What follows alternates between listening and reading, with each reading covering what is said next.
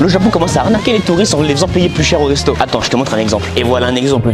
Par contre. Mais en quoi ils arnaquent? Alors c'est un resto style buffet Toabe Hodai no Mi Hodai. En gros ça veut dire bouffe et boisson illimitée. Jusqu'à là tout va bien. Mais en fait les touristes vont pas payer le même prix que les Japonais. Oui tu m'as bien entendu. En moyenne les natifs dans ce restaurant vont payer 1000 yens moins cher que les touristes. C'est un phénomène de plus en plus répandu qui s'appelle le prix de l'arrivée. Et pourquoi ils font ça? T'as deux raisons principales. En fait les Japonais ont remarqué deux choses. De un, qu'il y a de plus en plus de touristes qui viennent au Japon. Et de deux surtout, c'est que le yen s'écroule comparé au reste des monnaies. Je te fais pas un cours d'économie, t'inquiète. En gros pour les touristes c'est de plus en plus rentable de venir au Japon parce que ça coûte de moins en moins cher. Et du coup il y a des Japonais qui se sont dit mais attendez, il y a de plus en plus de touristes, eux ils ont un meilleur pouvoir d'achat, ils vont pouvoir payer plus cher. Donc du coup ils font payer plus cher. Parce que dans le resto que je vous ai montré là, il faut payer ça 1100 yens de plus. Ça fait environ 6 euros. Pour eux le ressenti ça fait un plus à gagner de 11 euros en fait. Les attrapes touristes on a l'habitude, on connaît, c'est normal, il y a ça dans tous les pays. Mais cependant c'est le même prix pour tout le monde. Les attrapes touristes en France c'est le même prix que ce soit pour les touristes ou pour les Français en fait. Et ça franchement c'est très mal joué de ces certaines personnes qui font ça au Japon. C'est juste des restaurateurs un petit peu véreux. Et autant là les gars vous donnez une mauvaise image du pays. Moi ça arrive dans le